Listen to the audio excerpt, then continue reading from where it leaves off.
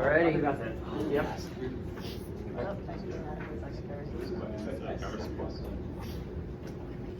Yeah. Okay. All right. Attention. All right. Is everyone ready? Recording? Good? Yeah, it's recording. All right. Okay, so thank you guys for being willing to listen to our presentation on the Riemann hypothesis.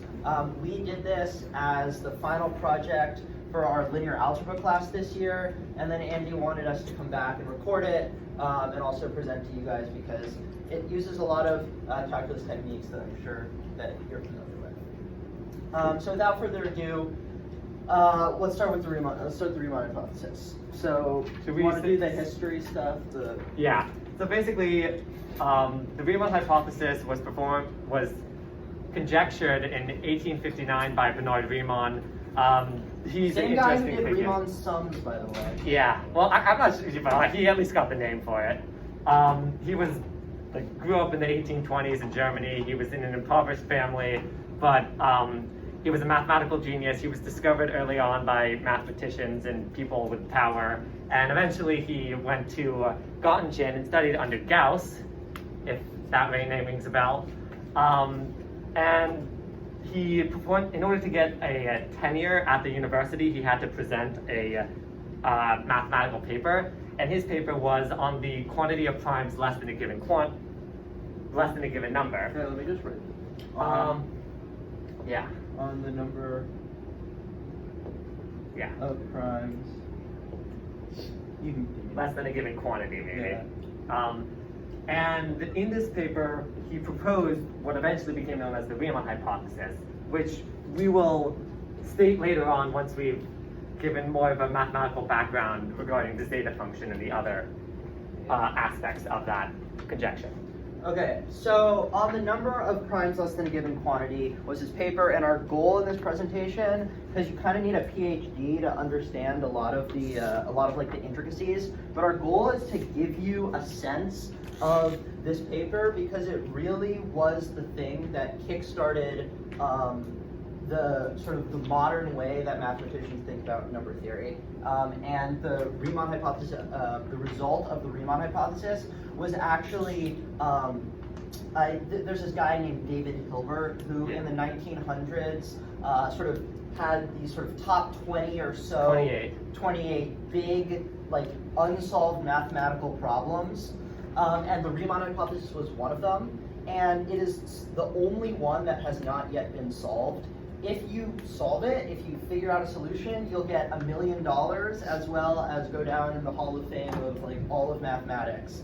So yeah, it's a big deal. Countless papers start with the phrase, assuming the Riemann hypothesis is true, and then continue to prove their result.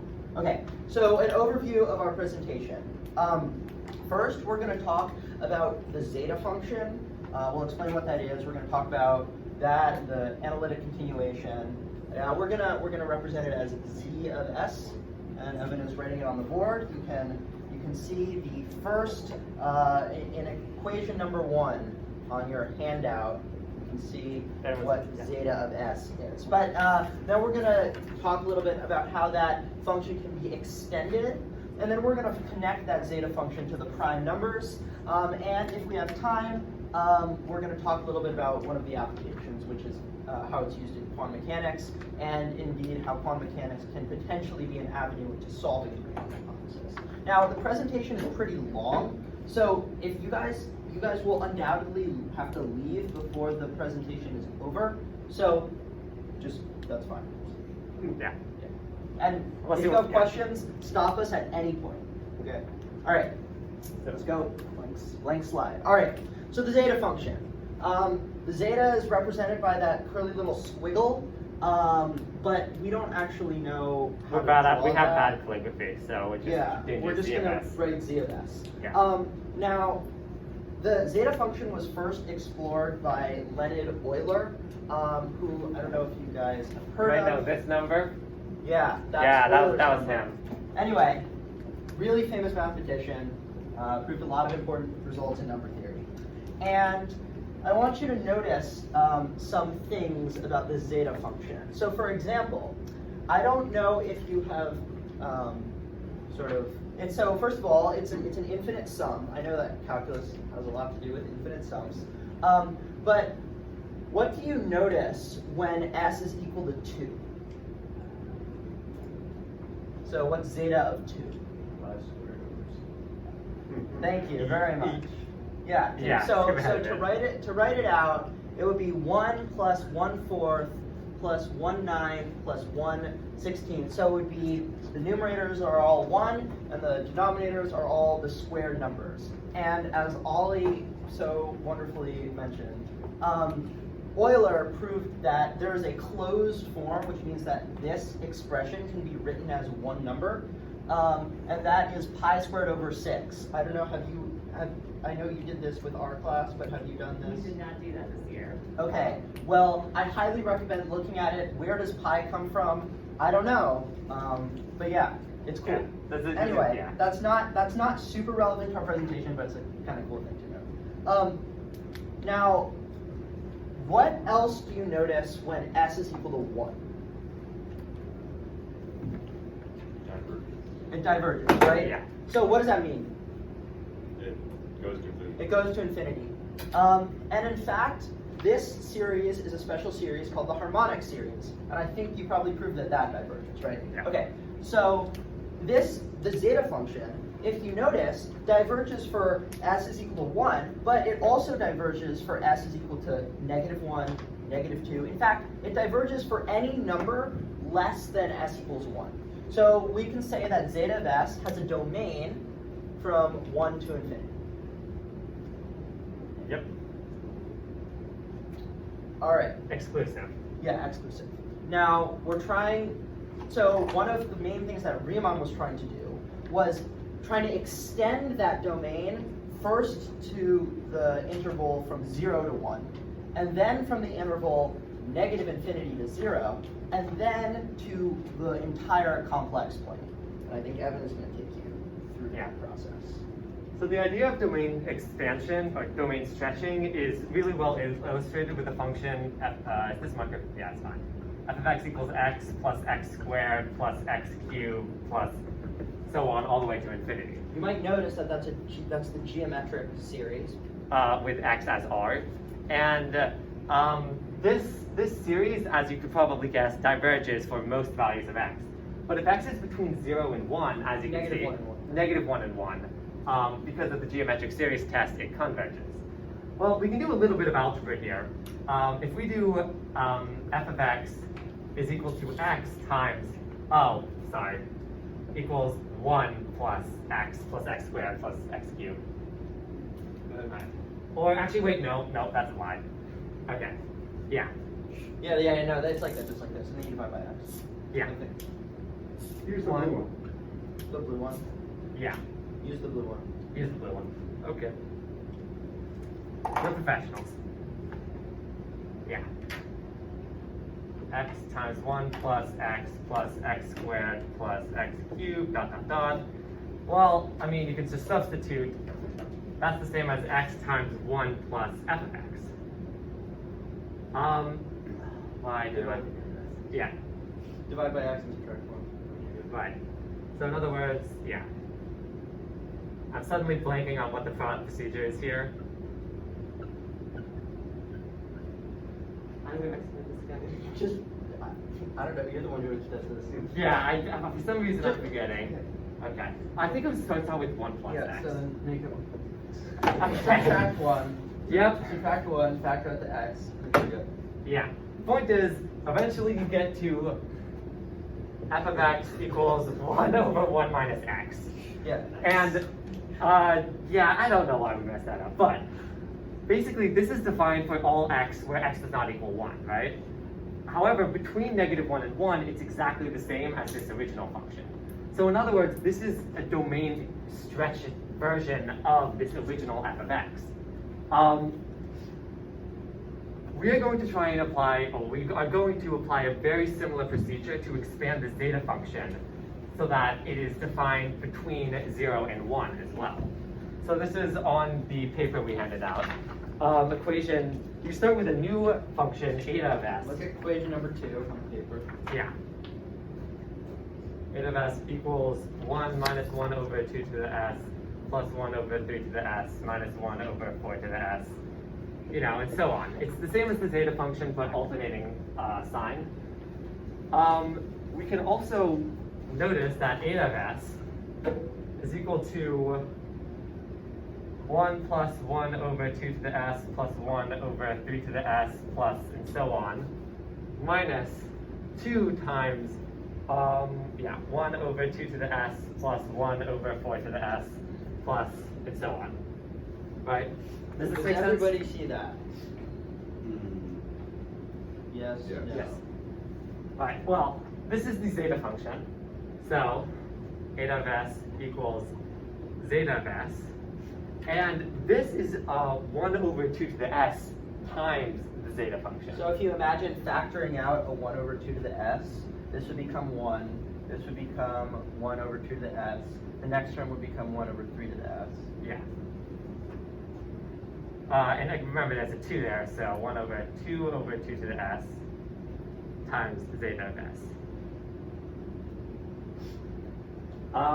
Eventually, you just doing a little bit of algebra, you get that eta of s equals 1 minus 1 over 2 to the s minus 1 times zeta of s, which is the same as zeta of s equals 1 minus 1 over 2 to the s minus 1 to the negative 1 eta of s.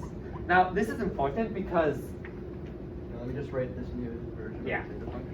this is important because you can, by geometric series test, Or wait, no, alternate- not geometric alternating. series, by alternating series test, prove that this converges for values of s between 0 and 1 exclusive. No, 0 and infinity. Oh, yes, between 0 and infinity.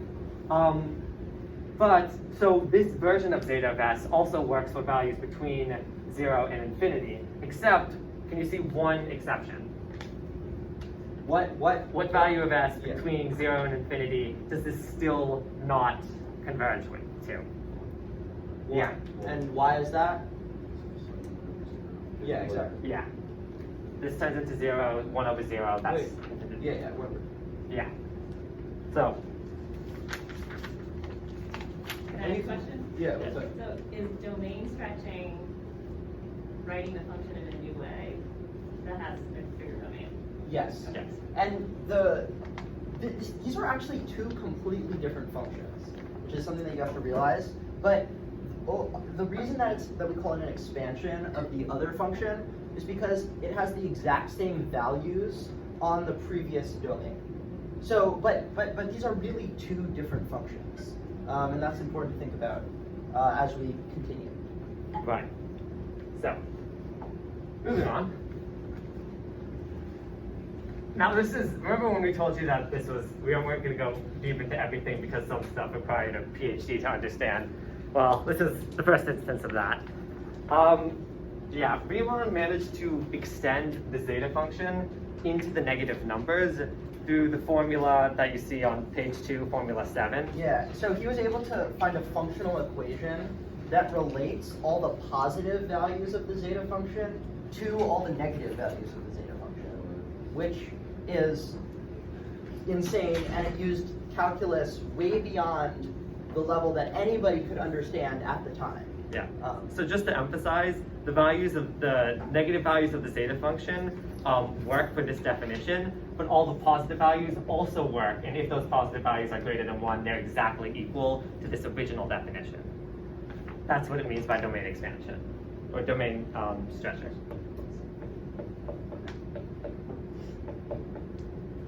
You want to explain this weird symbol? Yeah, so we're going to ignore most of that equation for now, but this little, like, upside down L wonky looking T thing is the gamma function, and it's equal to, This is equation Yeah. 8. of x to the s times e to the s minus 1. Oh, wait, x to the s, e to the negative x. That's minus 1. Yep. Yeah, right. E to the negative x dx. Now, this integral, you cannot find a exact solution to this integral in most cases. But there is a way that we can show how this gamma function is sort of an expansion of the factorial function. So everyone knows what 5 factorial is, right? Like how you would compute that? Fine. Okay, so first thing to note about this function. Start with computing gamma. Yeah, it starts by computing gamma of 1. Can you guys imagine how we might do that? Any volunteers? Okay, I'm just gonna write it now. So just e to the, Yeah. e to the negative x. Yeah, because it ends up being x to the 0, e to the negative x. And what's well, the integral of e to the negative x? from 0 to infinity. -1. It's positive 1, yes. E to the negative x dx equals 1. Okay, so we have gamma of 1. Now, if s is not 1, it becomes more complicated, but you note that if you take gamma of s plus 1 and perform integration by parts, you can see this on equations 9, 10, and 11, you get that gamma of s plus 1 is equal to s times gamma of s, which is the same as saying that gamma of s equals s minus 1, yeah, times gamma of s minus 1. Using these facts, how would we compute something like gamma of 5? Oh, that is an awful one. Volunteers. Sorry, if it was going to match factorial, wouldn't it be gamma? Wouldn't it equal s times gamma of s minus 1? Yeah. So Well- it's okay. It's the gamma of s is equal to s minus 1 factorial. Got it. Right. Oh, basically just has a big factorial, right? Yeah. Like s minus 1 factorial. Yeah. So gamma of 5 is equal to 4 times gamma of 4, which is equal to 4 times 3 times gamma of 3. And you can imagine how this continues. I'm just gonna go down here. 4 times 3 times 2 times 1 times gamma of 1. And oh, would you look at that? We got back to gamma of 1, which is just 1. That's equal to 4 factorial. All right, so that's just Yeah. an example of how, of how the gamma function works. Of course, this is defined for all real numbers, so that's why it Complex says numbers. stretching. And complex numbers, but we will get to that. And in a right minute. now, actually. Yeah. So, Right now. Yes. Okay. Does anyone have any questions so far? Ollie, uh-oh. In your analytic continuation for it, you say that we can see like all of the positive numbers work also in solving for your functional equation, but to find a positive number, you have to put in a negative number for s, which you have on the other side So, for your zeta. yeah. So either way you do it, one of them is going to be like a negative zeta. Yeah, no, that's the point. You want to make this negative. So you put positive numbers Right, on but the you right. said that it also works in if we want to find that other side being positive, right? Because it matches up with the domain of your zeta before. Well, I mean, you could rearrange this whole equation, right? You could move all the stuff onto this side, and then you could put in positive numbers over here, and then you'd get a negative zeta on the other side. I'm not sure I understand your question. My question is, you have your equation there, and you're saying it matches up with both all the normal zeta equation values. and Well, then- no, this is a functional equation. Right, but when we have I guess my point is, no matter if you're trying to solve for a positive value of zeta, it relies on a negative value. And Yes, but you're- you're not solving for a positive value. Yeah, actually, sorry, that's important. So basically, the idea is if you wanted to calculate any value of zeta for a negative number, like -3, what you first would do is find the zeta for the corresponding positive number, which in this case would be 4. And then you do the fact that zeta of 1 minus s, so zeta of -3, equals a function of zeta of 4. But you can't use this to you don't use this to calculate positive values of zeta. So then in what way could we call it like a function that's a continuation of It- it if we're not yeah. using it for the positive values This, also? this is not actually this is not a continuation of the function, it's just a property of the analytic continuation of the function. So It's not the definition for the function. yeah, because this is just a functional equation that relates the positive values of zeta to the negative values of zeta. Assuming zeta has already been expanded. Yeah. Also, just because we didn't do this properly before, you guys over there probably can't see it, but this is how if you do 1 plus x squared, you can turn it into this 1 over 1 minus x. The important part there was that the equation is 1 plus x squared, and not just starting with x. All right. Good? Okay. Any other questions before we? Yeah. Yes. No. Nope. Okay. Cool. So now, beyond the negative numbers, Riemann was also interested in extending the zeta function to complex numbers. And this part isn't actually as difficult, as weird as it sounds. But first, we have to talk a little bit about how to raise numbers to complex exponents. So, for example, let's say we take the standard zeta function, and we're just looking at. I'm gonna write this because there's gonna be the graphic here. So I'm gonna write Okay. this over here. Let's say we're just looking at the standard zeta function, and we're trying to figure out zeta of, let's say, 2 plus I. Right. This is a complex number. It's well into the magnitude is greater than 1. We're all good. It's defined for this function, and we want to figure out how we can compute that. So we have 1 plus 1 over 2 to the 2 plus I plus 1 over 3 to the 2 plus I plus et cetera, et cetera. So if we wanted to do that, we need to figure out how we can get a value for 2 to the 2 plus I. So how would we do that? Well, it turned out that, I don't know if you've done complex exponents. Calculus? Okay. Well, you'll do it in multi and linear as well. But it turns out, and I don't want to go into the whole explanation, but that you can split this up into 2 squared times 2 to the I, and 2 squared gets you your magnitude, your distance in the complex plane, whereas 2 to the I rotates that magnitude counterclockwise around the origin. So for example, this would end up being, I don't know, somewhere, so 2 squared is 4, it would have magnitude 4, so it would lie on the circle of radius 4, and then it would be, somewhere over here. Okay. If you could imagine, if this is the real axis, and this is the imaginary axis.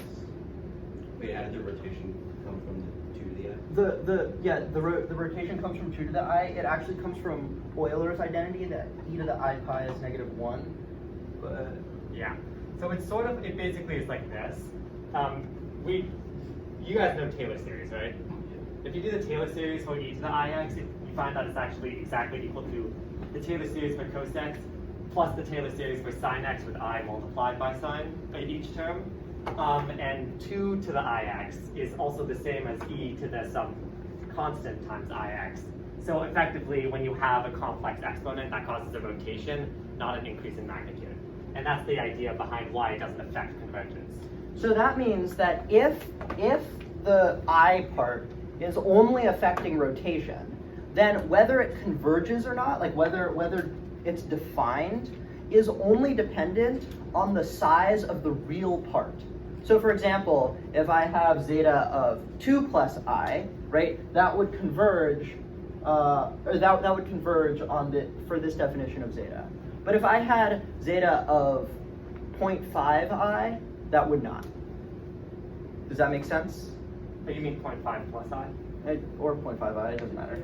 Oh yeah, Either way. Yes, right. So, okay, so let's just give you an example of what this would work, of what this would look like.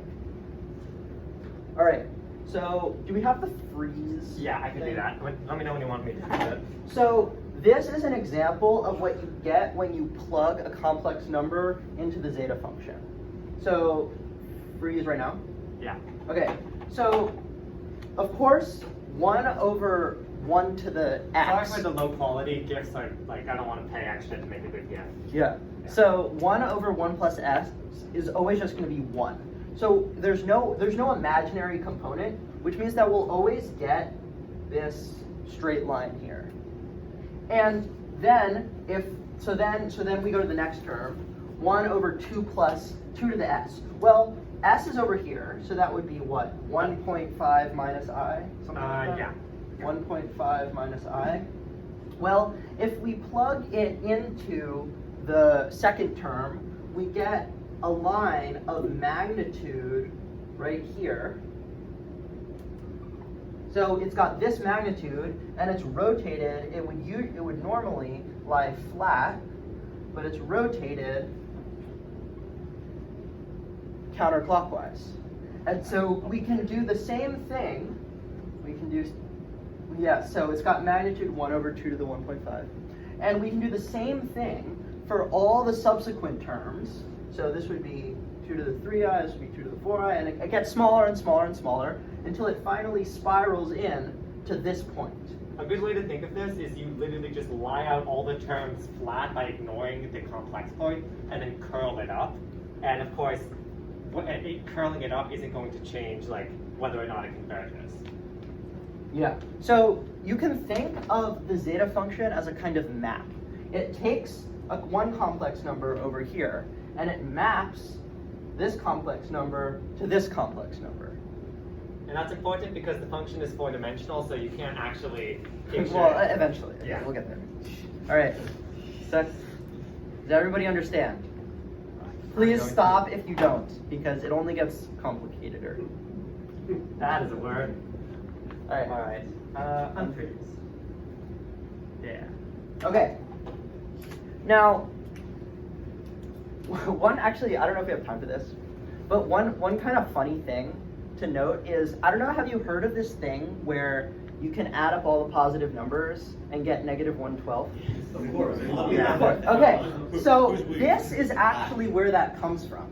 So if you imagine, let's take the original zeta function. Zeta of negative 1 from the original zeta function would be what? Zeta of negative 1. Using the original zeta Yeah, but like, that defines like, what does it look like? 1 plus 2 plus 2. Yeah. 1 plus 2 plus to infinity, right? This diverges, and it's not defined. It's not defined. But it turns out that if you plug in zeta of 2 onto the right side, you end up with zeta of 1 on the left-hand side, which is equal to negative 1/12. So basically, anyone who says the sum of all numbers up to infinity is negative 1/12 is sort of just Mixing it abusing up. the fact of the is using the fact that this is a domain stretched version of the zeta function, not the original zeta function. Yeah, so these two are completely different.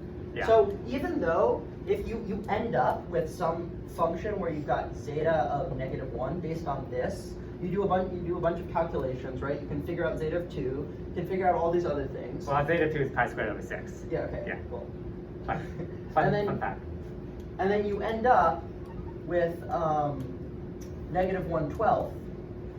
This is bad. You can't compare these two things. It doesn't work. Alright, we're just gonna stop. We're just gonna keep railing on whoever mentioned that. Watch the number 5 video, it's all true. It's all true. It's There's all a- proved by there's a a- physics professor in Britain. I feel like there's another one that was done by Riemann. Yeah. Riemann, but that was Oh like yeah, with a Ben different number Joseph theory. showed that one. Yeah, but it's just whenever you do like a sum of infinity, you can make weird things happen. So just like be careful. Yeah. All right, be careful. All right, kids, some dangerous stuff. Yeah. Sorry for interrupting. Okay. Okay, so Riemann in particular was very concerned with the zeros of the zeta function. Now, if you look at this equation, so equation number 7, where do you think we could get some zeros? Sine, yeah. And when is this equal to 0? Whenever whenever s is a negative even integer. Well, whenever this version of s is an positive odd integer. Okay, Yeah. yeah, but, okay, so yeah, so whenever this s, so if let's say s is 3, then you get 1 minus 3 over 2 pi, 2 sine of what, negative pi, which is equal to 0. So then this whole thing becomes 0, which means that when I plug s equals 3 into this side, we get zeta of negative 2 equals 0. And of course, we could also do the exact same thing plugging in 5, which would get zeta of negative 4 equals 0. You could do the same thing plugging in 7, which gets us zeta of negative 6 equals 0. And now you get to the pattern where any value of s, or any input into the zeta function that is a negative even integer, is going to be equal to 0. True. Yes, exactly. So- That's So important. unfortunately for us, these are what mathematicians call the trivial zeros of the zeta function, because they're so obvious. How could a layperson not miss them? Obviously, you know. Obviously. And now we are finally ready to actually introduce the Riemann hypothesis. Yes. So Riemann was more concerned with the non-trivial zeros, and it turns out that these non-trivial zeros are all imaginary numbers, and they're actually all complex numbers. And you can look at the list of the first 4 non-trivial zeros below. Now, what do you notice about these non-trivial zeros? They lie in the line. Exactly. Yeah. So that is the famous Riemann hypothesis, that the non-trivial zeros of the Riemann zeta function, the extended version, lie in the line x equals 1/2. Now, Yeah. yes, zeros go here. Okay, so now let's talk about a couple known facts about the zeta function non-trivial zeros. So, Oh wow. I think that's. Wait, we only No, have that's one. not. Okay, yeah. So the first thing to note is there's an infinite number of zeros. You can keep going and going and going, and you'll always have another 0. That's been proven. In fact, a lot of the way that a lot of these things have been proven is beyond the scope of like what we understand. So we're not going to go into that. But another thing that has been proven is that even if we're not sure that all the zeros lie exactly on the line x equals 1/2, we do know that they lie in between the line x equals 0 and x equals 1. And if there were a 0 that did not lie on the line x equals 1/2, let's say it was in this region, like slightly over here. So like 0.3 plus Yeah. something I. Exactly, 0.3 plus xi. Then there would be a corresponding 0 that has mirror image on the other side of the zeta function, on the other side of the line, x equals 1/2. In addition, we know that for every positive non-trivial 0, so for example, if you look at the first one, 1/2 plus 14.1347i, we also know that its complex conjugate is also a 0 of the zeta function. 1/2 minus.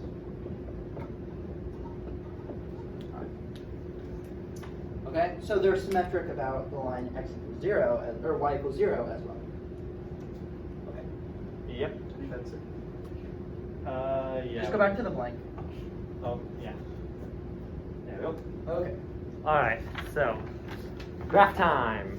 graph time. All right, so now it's time for us to start visualizing the zeta function, and this is, in my opinion, the coolest part, but also very hard to wrap your head around. We should probably like get to the golden key before 50. Okay, I can do Yeah. that. All right. So first on page 3, if you look at the first diagram, this is the most basic version of the zeta function, the one that we introduced in equation number 1. It's pretty simple, right? As s approaches 1, the zeta of s approaches infinity. As you plug in smaller and smaller values of s, it goes closer and closer to infinity. Conversely, as x approaches infinity, all these terms zap out, and you get something that goes closer and closer to 1. right? We good with that? We good Yeah. that this graph makes Remember, sense? this is only for real values of x. This is ignoring all of the complex. Yeah, so this is just the, you know, your standard Run-of-the-mill zeta two-dimensional function. run-of-the-mill function. Yeah. We good? Okay. Alright. Now, Oh no, it's let's ripped. talk about what the sort of the function that accepts complex inputs looks like. And the problem with graphing functions that accept complex inputs is that the inputs require you to have two dimensions because you need a real and an imaginary axis. And the output also requires you to have two dimensions because the output is also going to be real and imaginary. So there are two ways that we can look at complex functions. We can have a graph, a two-dimensional graph of just the inputs, and then we can also have a two-dimensional graph of just the outputs. If you flip the page over to the graph that looks like this, this is a graph of just the inputs. So this represents the complex plane. The origin is right here. You know, there's a lot of stuff going on, so we're going to try and break it down. The origin is right here, and this is the complex plane, and it's all of the things that we're going to be putting into the zeta function. And what are these lines? Well, these are the parts of the complex plane that map to either purely real or purely imaginary values once they are inputted into the zeta function. So I'm going to repeat that one more time. These lines are parts of the complex plane that, when you put them into the zeta function, become either purely real or purely imaginary. So we're going to take an example. Yeah. Let's say we plug in any of the numbers on this little arc here. Purple is imaginary, right? Yeah. Okay, Oh, but I should not have chosen blue and purple. it's fine, it's fine. Oh, well. They can tell the difference, yeah? Yeah. Between blue and purple. All right. Okay. So if we pick any number on this line, we start at what is it? Negative That's negative 2.5. two. That's negative 2. It's exactly negative 3. Oh, okay. Wait, Because is it's- that a hole? I can't really see. Oh, Yeah, wait. I think it is. Anyway, Yeah, okay. if we plug in any of the numbers on this line, we get values that are only real numbers, right? As you go to infinity, these values approach 1. Approach 1. Approach 1. And as you go to, you can go on the other side, you can start picking negative numbers, and these values also approach 1.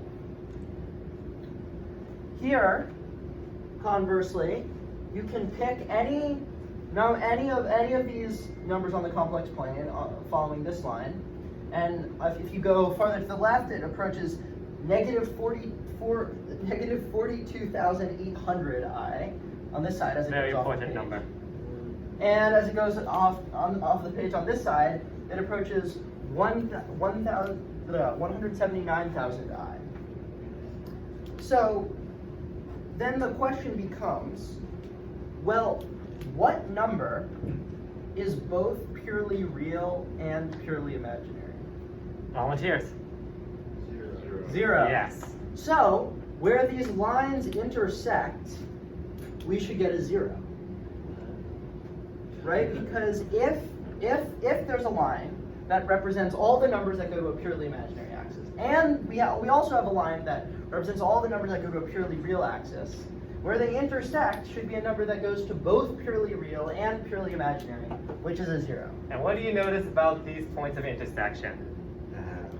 They all have all X. lie on the critical line. Yeah, they all lie on the critical. All right, Yeah. so that's just a way of looking at the zeta function, just the inputs of the zeta function. All right, next. Oh, yeah. So this is sort of an example of taking all like, Wait, let me the do- inputs. Yeah. Let me do the next graph and then we can do this. Okay. Okay. Yeah. So Yeah. If you go to the next graph. So Go spiral. this graph, the first graph was the input graph. It looks at all the inputs. This graph is the output graph. So imagine we were just looking at the line. So this is 1, and then this is x equals 1/2. Imagine we were just looking at this dotted line. And let's say we plugged every value of this line into the zeta function. This little spiral is what you would end up getting. And in fact, so it starts at some. It starts so at you put- 0. Yeah. So it starts at 0, and that's where the little tip is. Yeah. And if you go up the zeta, and if you go up the line, you start going up the line, you start looping around until you reach 14. What is it? 137. I don't know. 137 something. 14.137, and then it hits 0. And then it keeps going and going and going until you hit the next 0, and it keeps looping until you hit the next and the next and the next, and it'll hit 0 an infinite number of times. And we're only increasing the imaginary part. The real part is always 1/2. And actually, this spiral looks identical if you go down the negative numbers, because it's got the same values. So the complex conjugates are the same. The zeros, it's the exact same thing. Are we sure it's not flipped? It's over not the flipped because x is 1. Because at x equals 0, you still get the same result even when you go backwards. Okay, but how do we know it's not flipped over the x-axis? Like, yeah, No, it's because going to then, be like, because then it wouldn't hit 0. yeah. Remember this is the thing we talked about with David. Fine. Okay. Yeah, and any it's the questions? exact same spiral. Yeah. All right, you want to go to the Right. So this is an example of the original zeta function transforming the input space.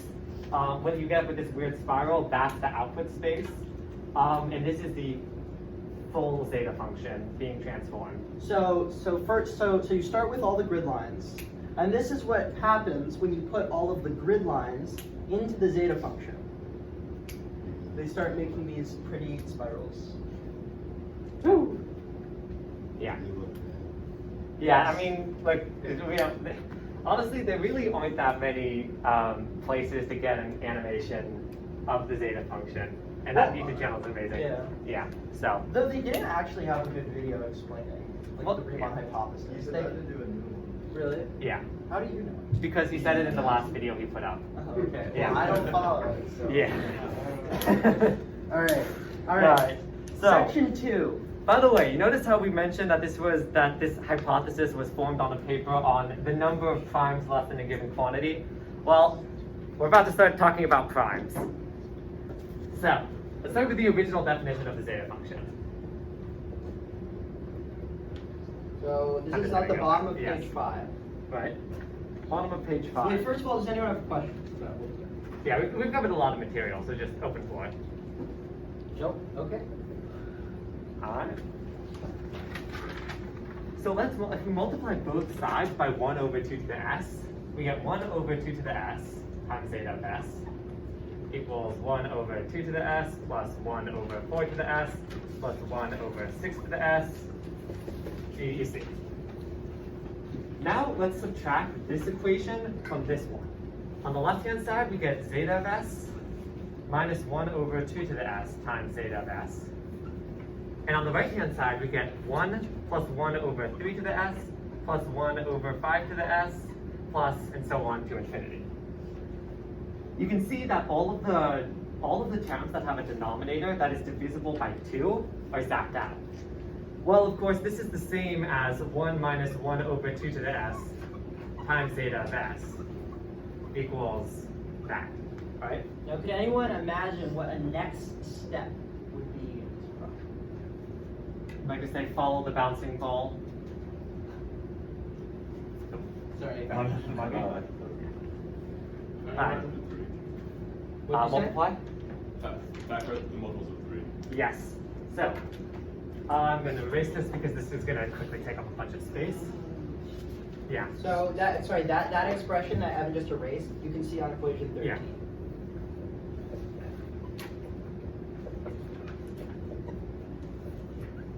Oh, yeah, no.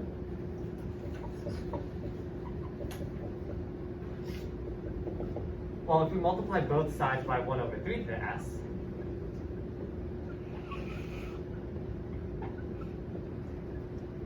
over 3 to the s plus 1 over 6 to the s plus 1 over 12 to the s. Wait. Yeah. Right. Wait a second. Did we? Oh no. We got rid of the terms out here. Yeah, this is wrong. I am a liar. Okay. Sorry. Did you guys notice that? Okay. Yeah. Should be 9. Yeah. 9 to the s, and that would be 15. Right. What do we even know? We don't know anything. No one knows anything.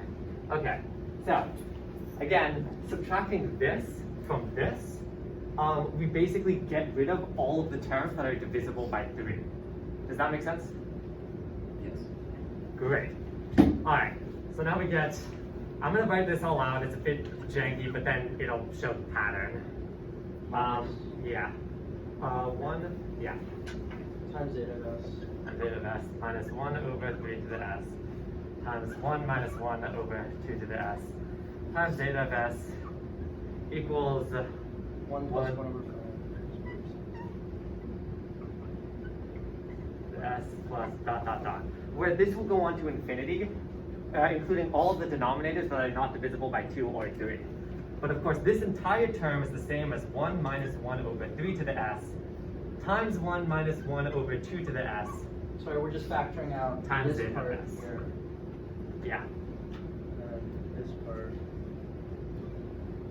Very clean. Yep. Not really.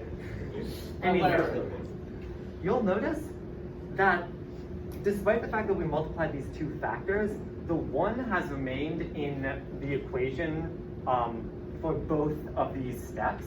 And if we were to continue doing these steps, Wait, so sorry, first of all, what would the next number be? yeah, 5, yeah, And then the one after that? 7, and then after that, 11. yep, Next. it's the So- prime numbers. All the prime numbers. So basically, just sort of getting to the end part. Can I erase? You guys, I can erase this. Yeah. Okay. I don't even think you need to write the next one because it's on the paper. Yeah, but basically, if you look on, yeah, equation. The one 15. after equation Yeah. 15. Yeah, the one 15.5. If It's you not labeled multiply, 15%. yeah. If you multiply like 1 minus 1 over p to the n times 1 minus 1 over p to the n minus 1, and so on until you get times 1 minus 1 over 2 to the s, where every single prime is included in here. I mean, that's impossible, but just assume. It's That equals why you 1. did it. Yeah. So, yeah. Okay, I guess you can get a largest prime in this number. Yeah, well, basically, the larger and larger you get, well, actually, these should not be to the power of n. That's supposed to be The s. n minus 1. There you go. That's, There we that's go. to the s. Sorry. Okay, but basically, the larger you make, yep. No, No, what am I doing? What are you doing? What am I doing? What are we Alright, doing, well- Julian? We did this so well the first time. Okay. So basically, as n gets larger and larger, and you include more and more primes in all of these binomial terms, eventually the term of the sum on the right gets closer and closer to 1, because you just get left with, on the right-hand side, smaller and smaller terms. Like, I mean, 1 over 10 trillion and 7 to the s is not really, doesn't matter. So Yeah. this is the goal that it's using. And rearranging to define zeta of s, we get 1 minus 2 to the negative Equation s. 16. Equation 16. Back to number 3. Yeah. And it just continues. Right? Yep. Yeah. Alright, so this was actually discovered by Euler way back when he was doing his original zeta function, but its significance was only like really sort of explored by Riemann like 100 years later, because he was able to turn this into a calculus. There's a calculus proof, and we'll talk about that later. But that's like pretty in depth. So yeah, we'll Yeah, see. we might not get to that. You'll probably be gone for that. Yeah. All right. So I think how much time? The 5 minutes or so. Probably 5 minutes before the bell. Okay, so the last thing that I'd like to talk about is, so Riemann was concerned with the number of primes less than a given quantity. It turns out that at the time, there was a very famous theorem that was yet to be proven, but it was pretty established that it was true and a lot of mathematicians were using it, called the prime number theorem. And this is a sort of approximation for the number of primes less than a given quantity. So let's say we're at big number n. Okay, I'm gonna erase this. Yep. Big number n. Big number n. And let's denote pi of n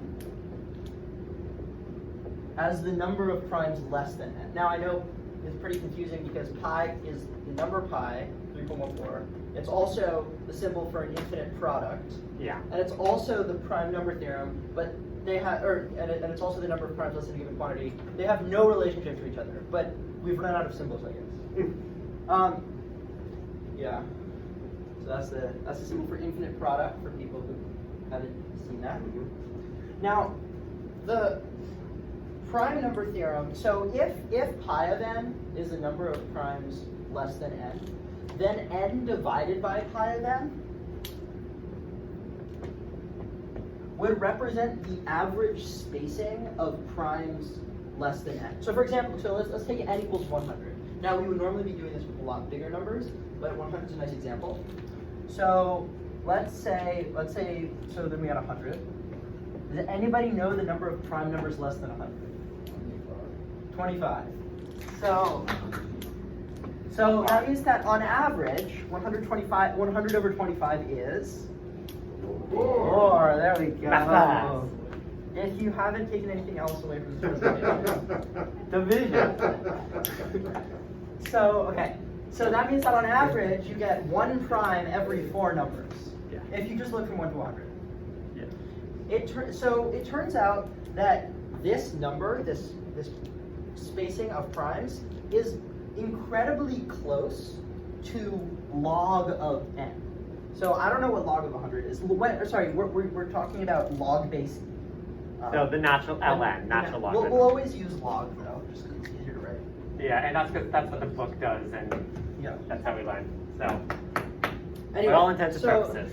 Yeah, so you can see the table below that as n gets bigger and bigger, so we're multiplying by 1,000 every time, the spacing of primes gets further and further apart. That's the third column, is the average spacing. It goes from about 6-ish to about 40. And we can see that it is pretty close to being proportional to log of n.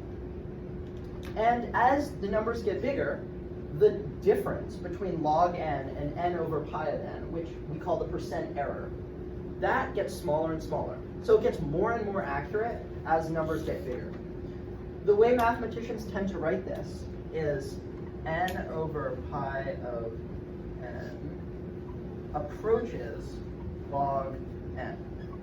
And if we rearrange this, we get the prime number theorem, which is that n over log n approaches pi of n. This was proven in 1896, and if the Riemann hypothesis is true, the proof for this just immediately follows. But proving this does not prove the Riemann hypothesis. Yes. So, yeah, it's all connected. So this is pretty good. It's a pretty good approximation, but it turns out mathematicians can do better. And the way they do better is by introducing the function called the log integral function. And the log integral function, denoted Li of x, because it doesn't have like a closed, there's no like solution to the integral, is the integral from 0 to x of 1 over log t dt. So now if you imagine this graph, so actually you don't have to imagine it, it's right there. Oh my god, look at that. Wow, would you look at that? So you see the equation 1 over log t. Oh. And it turns out that the area as x goes closer and closer to infinity, it turns out that this is a much better approximation of pi of n than is n over log n. And you can see those two approximations on page 8. You see the little curves that go out to infinity? The middle line is pi of x, the top line is Li of x, and the bottom line is x over log x.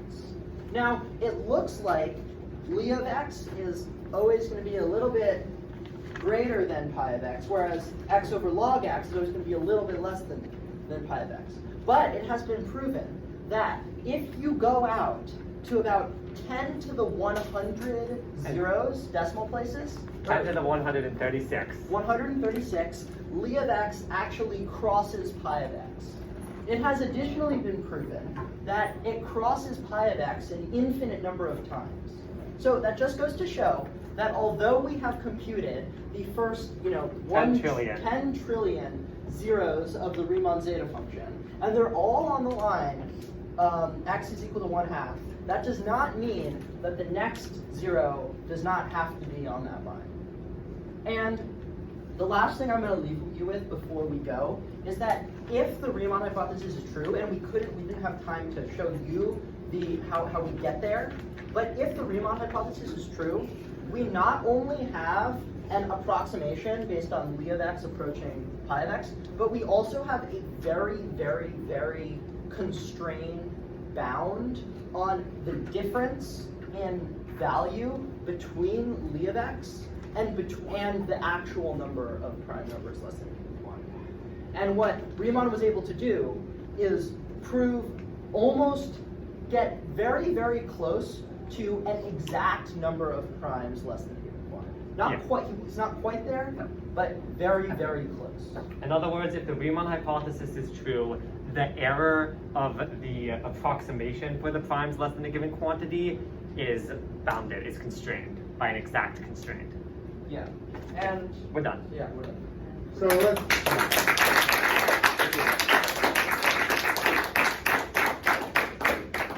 So I'm gonna let you touch that, so I don't screw it up.